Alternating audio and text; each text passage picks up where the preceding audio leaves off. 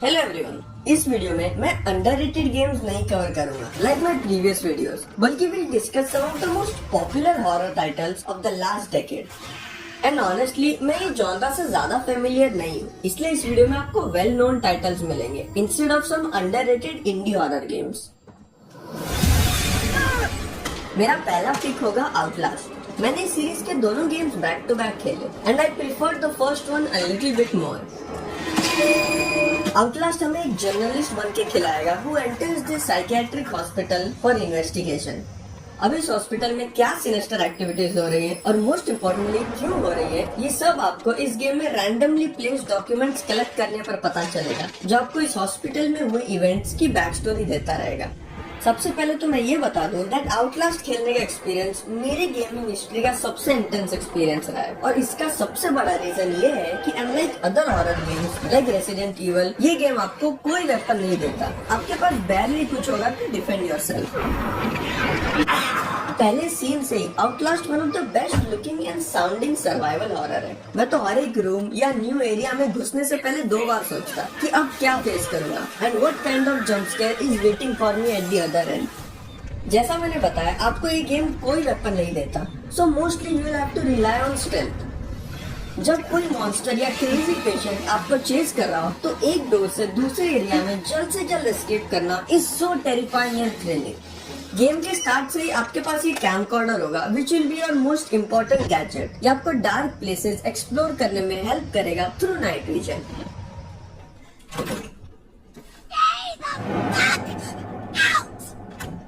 Second on the list is resident evil 7। अब बहुत से लोग मुझे कमेंट्स में कहेंगे कि मैंने रेसिडेंट इविल विलेज क्यों नहीं रखा इंस्टेड ऑफ दिस वन। इसका रीजन ये है कि ओवरऑल बेटर गेम मुझे खुद आरई विलेज लगता है, but in terms of one being more scarier than the other I prefer RE7। ये फर्स्ट पर्सन टेक बड़े ही अच्छे से याद रखता है कि इन गेम्स का सर्वाइवल हॉरर एस्पेक्ट इन्हें ग्रेट बनाता है, ना कि action field sequences like resident evil 5 और 6। इस गेम का स्ट्रॉन्गेस्ट पार्ट इसके वर्ल्ड बिल्डिंग एंड एटमॉस्फेयर है। एकदम ही डार्क इंटेंस इन्वायरमेंट जो आपके अराउंड बहुत ही क्रीपी एंड ग्रूसम लुकिंग चीजें दिखाता रहेगा। आप इस गेम में बेकर फैमिली के अगेंस्ट होंगे जिन्हें मारना इज नियर इम्पॉसिबल। इनके अगेंस्ट के बॉस फाइट इस कैंपेन के सबसे इंटेंस एंड थ्रिलिंग मोमेंट्स में से एक होंगे। बेकर फैमिली के अलावा आप 2 और सेट ऑफ क्रिएचर्स फेस करेंगे। उनमें से एक are called molded and second are these huge flying bugs.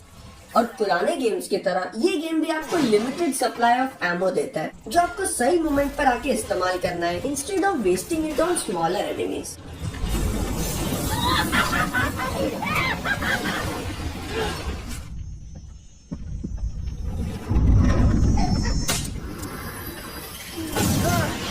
अगला गेम आता है द इविल विदिन 2।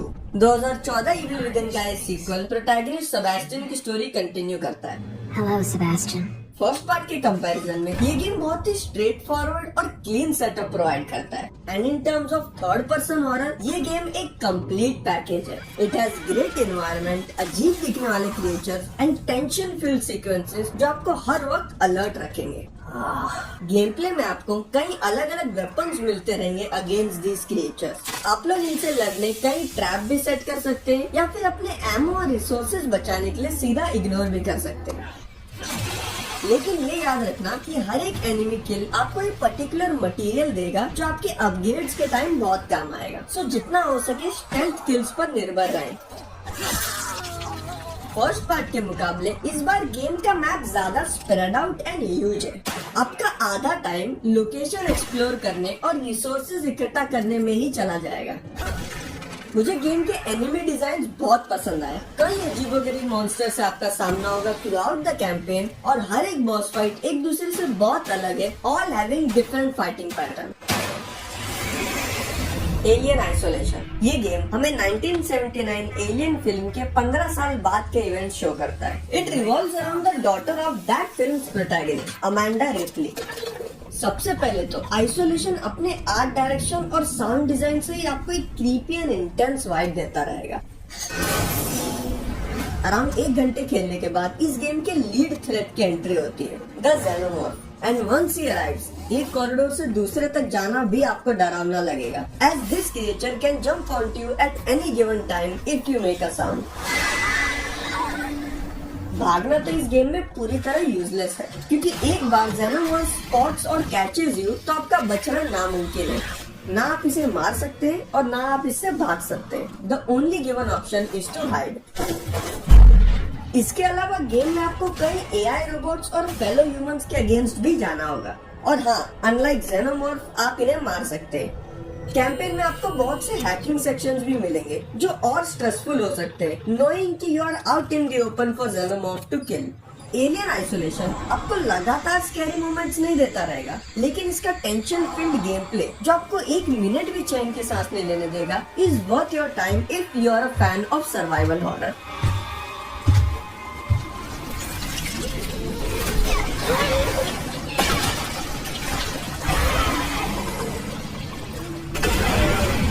और लास्ट गेम आता है रेसिडेंट एविल 2 रीमेक। अगर मुझे कोई इस फ्रेंचाइज में से टॉप 2 गेम्स पिक करने बोलेगा तो मैं RE7 एंड इसे पिक करूंगा। एक ऑलरेडी फैंटास्टिक सर्वाइवल हॉरर को और बेटर बनाया गया है with improved visuals and better camera angle. Personally, I feel that Resident Evil 2 has the most scary looking zombies I've ever seen in any video game.